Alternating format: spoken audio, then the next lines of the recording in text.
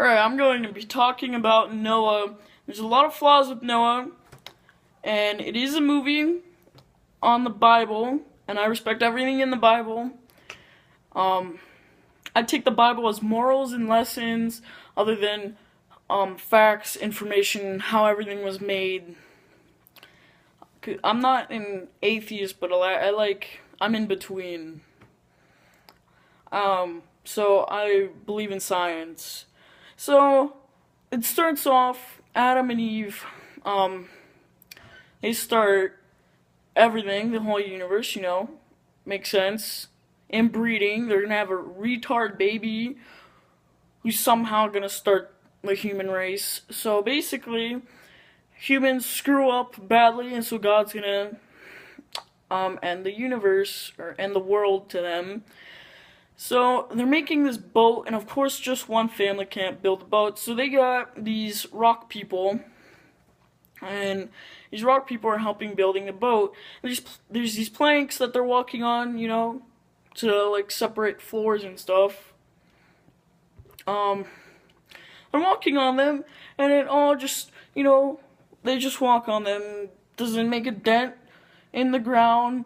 It doesn't collapse, nothing. These 2-ton rock monsters just walking on it normally.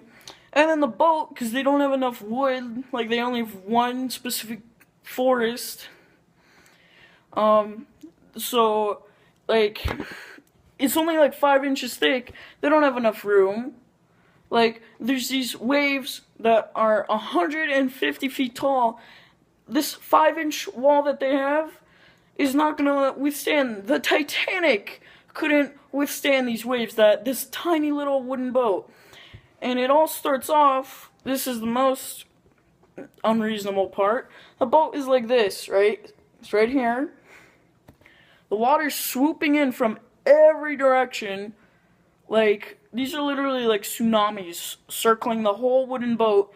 And somehow, instead of squishing the wooden boat like it's supposed to, it just like flings up into the ocean. And so now the whole world is covered in water, and there's only one wooden thing, and it doesn't get struck by lightning. The one conductor in everything doesn't get struck by lightning. That explains a lot. And I really, people took their kids to this, to teach them about the Bible. There's so much rapings, cannibalism, beatings, getting thrown in a pit for no reason, dying because you can't crawl out. So many bad things. And yet, it still teaches you a lot, so might as well. It does teach that you should be nice, but still cannibalism, all that stuff. And people in this movie, what irritates me the most is that people believe it. Like, take it as a story so you could live a better life, be nicer in your life. Just because the book says it doesn't mean it's real. There's a book on the magic spaghetti monster who lives in the center of Jupiter and gives out food to homeless aliens. And so that teaches you that you should give to what's it called? The people in need. Give to the people in need. It teaches you that, but then again, there is no magic space spaghetti monster. It could relate to people. Like, oh yeah, magic spaghetti monster. Man, should teach that to my kid. As the book says, it doesn't mean it's real. But I do respect all religions, but I just take it in a different way. So there's also these animals. They're all getting on the boat, and so they're like taking roll call, right? Alright, we got the snakes here, the cute little mice right next to them. Let's put the lions next to the cute little piggies. Alright, so they take roll call. It's like, okay, we got some lions, some tigers, blah blah blah, everything.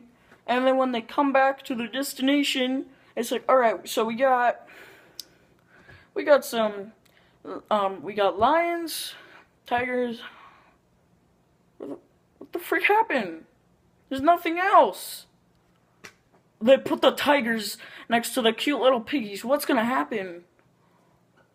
I don't know.